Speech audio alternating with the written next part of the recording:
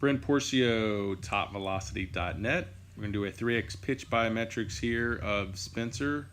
Got him at 86 miles per hour here. Take him out of leg lift. You can see coming into leg lift, he's a little bit balanced up. You see the hip sitting a little bit over drive leg, so we could start a little earlier, shifting the hips down the mound. Here's before leg drive, looking at the loaded position. We could say that knee extension or flexion isn't that much. We could definitely get more knee bend. We look at the knee bend. We see about 39 degrees. I'd say definitely something more like 40, 45. I'd say 45, probably more to that level.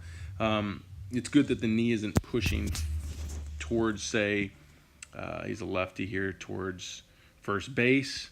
So it's good he's keeping the shin more vertical, but at the same time too, needs to get it more linear. So if we remove the graph and we just go into like a drawing tool here, we can take a look at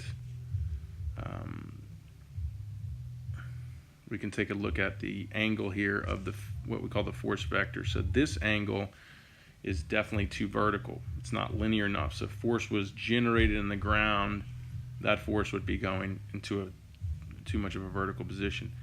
Ideally, I'd want the femur right, or the shin right there, the tibia there. And if we're still resisting internal rotation here in the knee, I'd want then the femur here. If we had more flexion, and then the hips would be somewhere around here. So, from here to there, definitely a lot more loading needs to happen before leg drive. So, let me get out of this tool. So you can see leg drives at the point where it's too vertical, so you're going to see more rotation. So we just see a lot of rotation into front foot, back leg just turning over. I mean, the moment it starts to rotate, if you look back, it's pretty extended. The ankle's even extended at that point. So, I mean, there's some attempt to extend and push, but there wasn't much flexion to work with. There wasn't enough linear angles in the force vector to really want to peak force production, because Spencer doesn't want to jump into front foot strike. So here he is at front foot strike.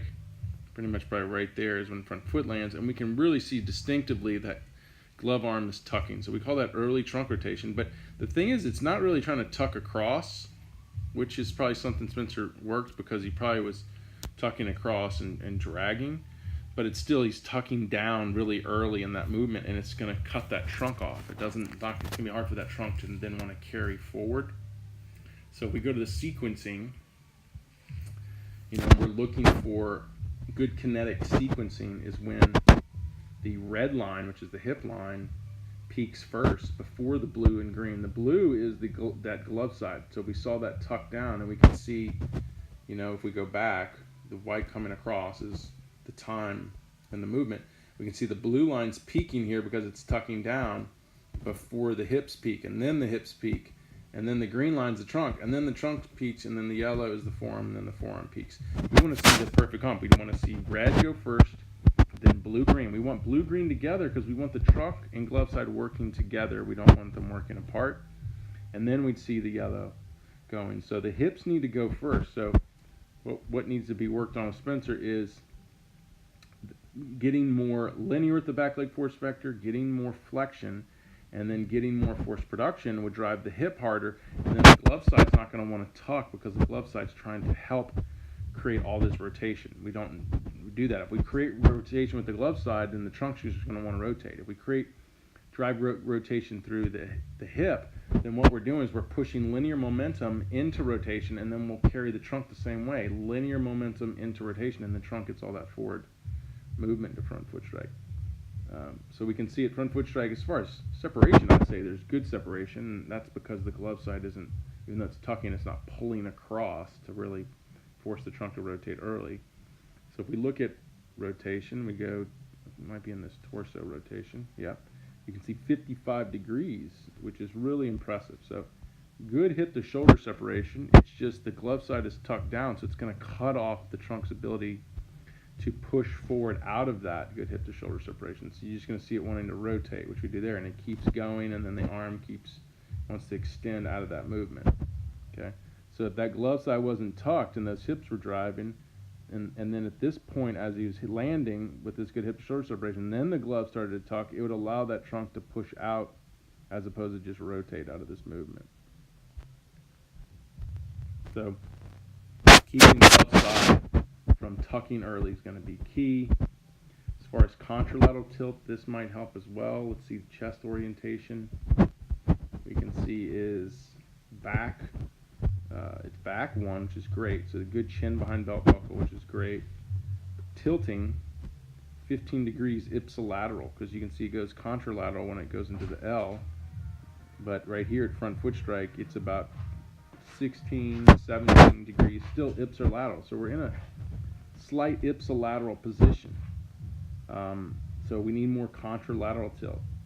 That would, there's an increase in velocity up to about 25 degrees.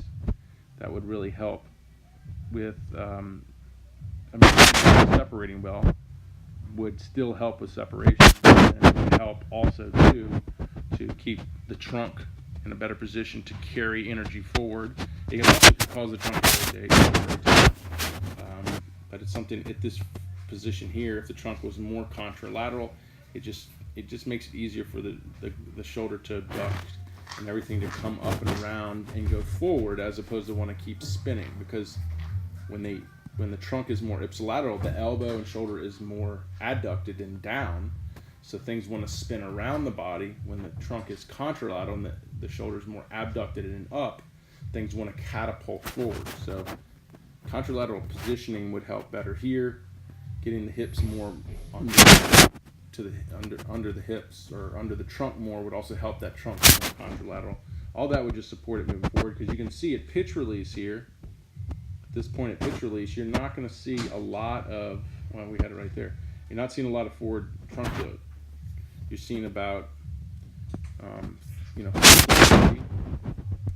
and you're not seeing front leg extending or driving as well.